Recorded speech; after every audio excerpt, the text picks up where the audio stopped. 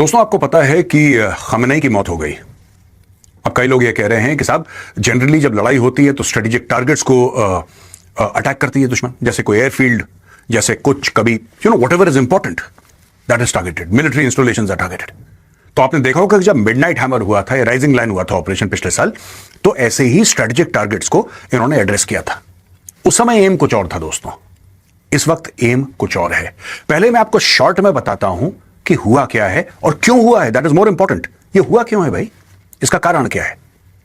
देखिए दोस्तों, जब लोग बात करते हैं ना कि आपने किसी बंदे के ऊपर लोग छोड़ रखे कि उसको मारो, और ये बात पहले डोनाल्ड ट्रंप कह चुका है, ये इजरायली कह चुके हैं कि हम इनकी लीडरशिप को साफ कर देंगे। आज से 10-15 दिन पहले इनके बयान आए थे, ऑफिशियली आए थे, मीडिया ने कवर कराए कि साहब खमेनी को मार देंगे, इसको मार देंगे। ये क्यों, इंडिविजुअल्स को क्यों?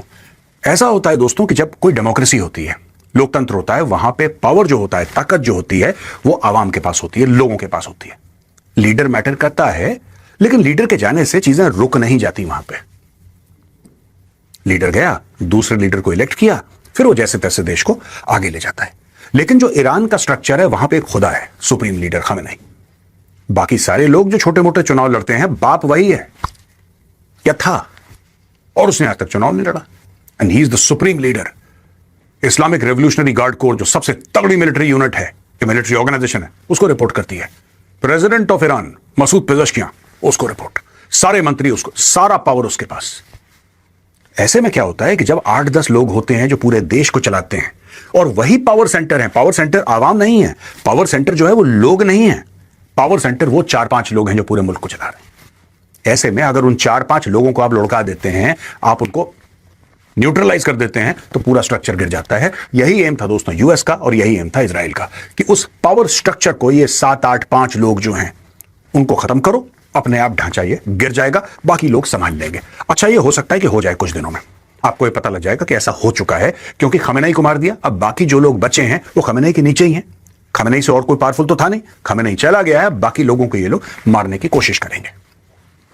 एक खतरा है दोस्तों, और अब मैं अपने वीडियो के मुद्दे पर आता हूं कि खतरा क्या है, खासतौर से भारत के लिए।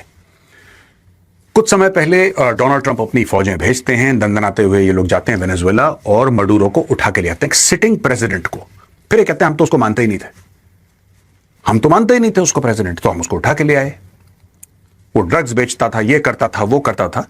तो दोस्तों, ये सारी की सारी जो चीजें हैं ना, कि वो ड्रग्स बेचता था, जब से मडूरो को उठा के लाए हैं, तब से डोनाल्ड ट्रंप ने एक बार वेनेजुएला के ड्रग्स बेचने की या भेजने की या खरीद फरोख्त करने की एक बार बात नहीं करी उसने। आप कोई मुझे पब्लिक स्टेटमेंट दिखा दे डोनाल्ड ट्रंप का, ये बंदा रोज दिन में 250 पब्लिक स्टेटमेंट देता है, एक बात इसने करी हो ड्रग्स के मामले करी नहीं।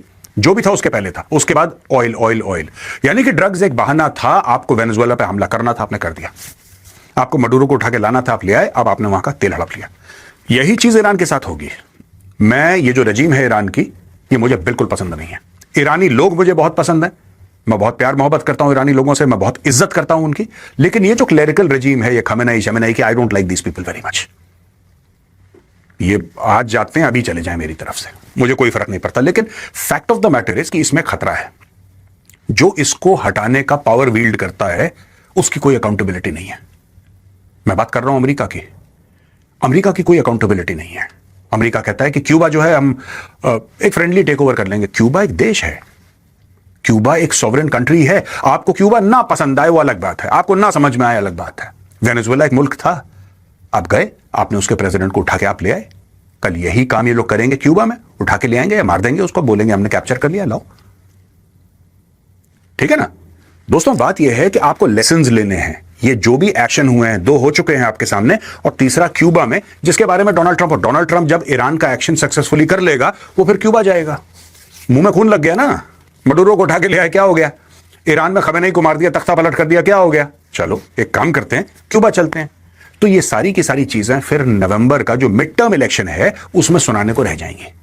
अब भारत को इसमें क्या करना चाहिए, वो सबसे अहम मुद्दा है दोस्तों। देखिए, ऐसा होता है, मैं तो शुरू से कह रहा हूं, लेकिन लोग जो हैं, हो सकता है मुझसे ज्यादा एक्सपीरियंस हो, दिमाग तो मुझसे ज्यादा ही हो उन लोगों के पास, कि नहीं मेजर ये सब होता नहीं यार, तुम्हारी थ्योरीज बिल्कुल गड़बड़ है यार, तुम ऐसे ही बोल देते हो यार, ये तुम्हारी थ्योरी गड़बड़ है। दोस्तों, साफ सीधी बात है, जिसकी लाठी उसकी भैंस, और यही मुहावरा जियोपॉलिटिक्स को डिफाइन करता है। मैं बता रहा हूं, अगर आपके हाथ में ताकत है, किसी का बाप नहीं रोक सकता। यह बात सच है, और अमेरिका इसका लिविंग प्रूफ है। ठोक दिया उसने। क्या कर लिया? आप क्या करोगे? एफआईआर दर्ज करोगे डोनाल्ड ट्रंप के ऊपर? क्या कर लोगे आप? जो इजराइल ने भी कराया है वो तो अमेरिका की शय पर कराया है। अमेरिका के साथ मिलकर उनकी पार्टनरशिप पे बॉम्बिंग करी है ईरान के ऊपर। ठीक है, मैं फिर कह रहा हूं, I do not like this Iranian regime at all, and the sooner they go the better it is for the world. But what are the lessons for India? The lessons for India कि हम लोगों को दोस्तों दो चीजें करनी पड़ेंगी। दो चीजें हमें इमीडिएटली करनी पड़ेंगी। एक तो जो हमारा डिफेंस बजट है, आपको अपने डिफेंस को दुगना करना पड़ेगा। मैं बजट की बात कर रहा हूं। You have to double your defence budget. साफ सीधी बात है, कैपेसिटी जो है ना और डेटरेंस, वो रेल की पटरियां होती हैं, वो साथ साथ चलती हैं। आपकी जितनी कैपेसिटी होगी उतनी आपकी डेटरेंस की कैपेबिलिटी होगी। जिस दिन चाइना को पता लगेगा कि भारत के पास 5th जनरेशन फाइटर्स भी हैं और भारत के पास ये रडार है और ये मिसाइल है, चाइना खुद ही चुपचाप बैठ जाएगा, कुछ नहीं करेगा। जिस दिन आपने इंटेंट और कैपेबिलिटी दोनों दिखा दी, पाकिस्तान चाइना कलूसिविटी की बात करते हैं, दोनों के दोनों चुप। ये बहुत जरूरी है। और हम लोग कभी कभी इसकी हम लोग क्या है कि बिट्स एंड पीसेस में, अच्छा अभी इतने राफेल खरीद लिए, कल इतने राफेल खरीद लिए, अच्छा हम लोग सोच रहे हैं कि SU-50, अरे खरीद के खत्म करो यार। अगर तुम्हें SU-57 चाहिए तो चाहिए, नहीं चाहिए तो नहीं चाहिए। अब इसमें सोचना क्या है, मुझे एक बात समझ में नहीं आ रही। इसमें सोच क्या रहे हो? आपके सोचने से क्या हो जाएगा? उसके 4 पार और निकल आएंगे। अगर आपको चाहिए, क्योंकि आपका खुद का जो 5th जनरेशन फाइटर जेट है वो 10 साल के बाद, if everything goes off well, अगर सब कुछ ठीक ठाक गया तो हो सकता है कि 10 साल के बाद पहला जहाज, फिर उसके बाद उसको समय लगेगा, उसके जो स्क्वाड्रन्स बनेंगे, एक स्क्वाड्रन में 18 जहाज, 20 जहाज होंगे। कितने साल लग जाएंगे 5th जनरेशन? यहां पे चाइना अपना 6th जनरेशन एयरक्राफ्ट दिखा चुका है लोगों को। 7-8 साल में they have a flying 6th generation fighter. America का प्रोग्राम शुरू हो गया है।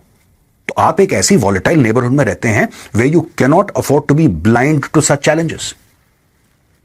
सरकार ने बहुत काम करा है दोस्तों, और खासतौर से सरकार ने, जो मैंने देखा है पिछले 10 साल में, they've really gone out of the way और बहुत चीजें करी हैं, लेकिन बहुत कुछ करना बाकी है, खासतौर से एयरफोर्स के मामले में। और सबसे बड़ी जो बात है, अगर आपको SU-57 चाहिए तो ये हम सोच रहे हैं कि 2 स्क्वाड्रन क्यों ही खरीद रहे हो यार? मुझे एक बात समझ में नहीं आई।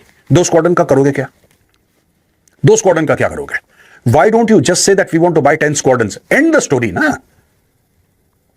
आप रशिया को बोलोगे हमें 10 स्क्वाड्रन चाहिए, 8 स्क्वाड्रन भारत में बनेंगी, 2 आप फ्लाईअवे कंडीशन में दोगे, बोलो किस तारीख को, ये लो पैसे।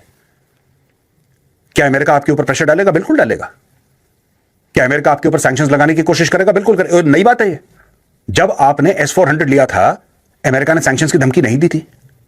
जब आपने न्यूक्लियर टेस्ट करे थे कि आपके ऊपर सैंक्शंस नहीं, this is old news. America will keep on pressurising. वो अमेरिका की आदत है।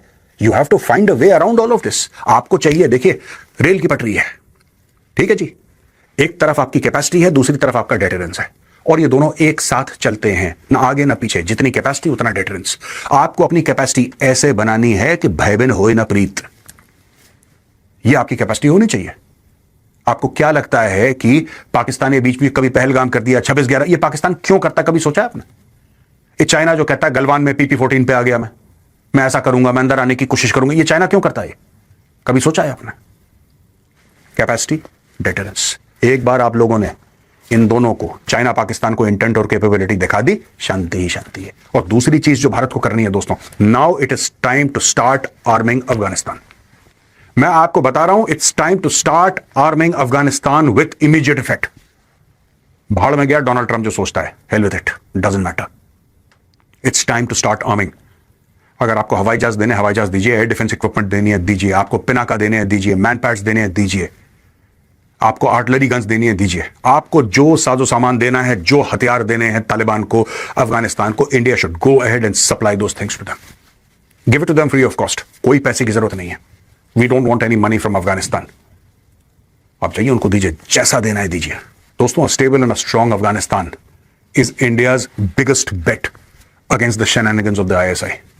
हम ये नहीं चाहते कि वो पाकिस्तानियों को अटैक करें, लेकिन जो पाकिस्तानी दंदनाते फिरते हैं ना अफगानिस्तान के अंदर, हम ये कर देंगे, वो कर देंगे, ऐसा कर देंगे, वैसा कर देंगे। मैं आपको बता रहा हूं, ये जो ईरान के ऊपर हमला हुआ है, ईरान के ऊपर हमला हुआ है, इसका सबसे बड़ा लेसन जो मैंने as a student, as a sincere student of geopolitics, जो मैंने सबक सीखा है, वो सीखा है कि कैपेसिटी और डेटरेंस एक साथ जाते हैं। जब आपकी कैपेसिटी ठीक होगी, आपका डेटरेंस ठीक होगा।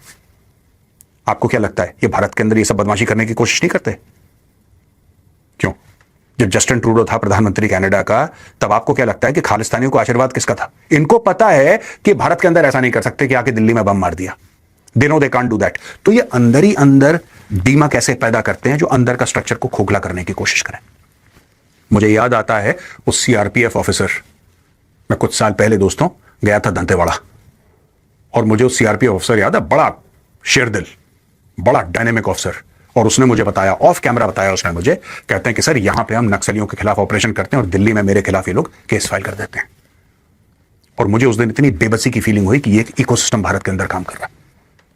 तो आपको अंदर का इकोसिस्टम मजबूत करना है दोस्तों। अंदर का इकोसिस्टम क्यों? क्योंकि ईरान में भी यही हुआ है, ईरान में भी यही हुआ है। और ईरान में on record their head of state has said that so many people in Iran are compromised. Government के स्ट्रक्चर के लोग हैं जो कि रेजीम के क्लोज हैं, वो कितना कॉम्प्रोमाइज है। यहां पे इजरायली इंटेलिजेंस कितना ईरान के अंदर घुसा हुआ है। भारत के अंदर वैसा नहीं है, क्योंकि हर एक देश की रियलिटी अलग होती है, लेकिन भारत को भी खतरा है। यहां पे कितने ऐसे एनजीओज हैं भारत के अंदर, इतने कैसे दुश्मन हैं जिनका टोटल एक काम है, किस तरीके से चलो इस फाउंडेशन को कमजोर करें, इस नींव को कमजोर करें। हमें इंटरनली और एक्सटर्नली स्ट्रांग होना है। कोई आपका दोस्त नहीं है इस दुनिया में, कोई आपका दोस्त नहीं है। You are surrounded by enemies, you have to fight. कोई आपकी मदद नहीं करेगा, आपको खुद अपनी मदद करनी है, खुद आपको पावरफुल और स्ट्रांग बनना है। मज़ीद ऐसी वीडियोज़ के लिए हमारे चैनल को सब्सक्राइब करें।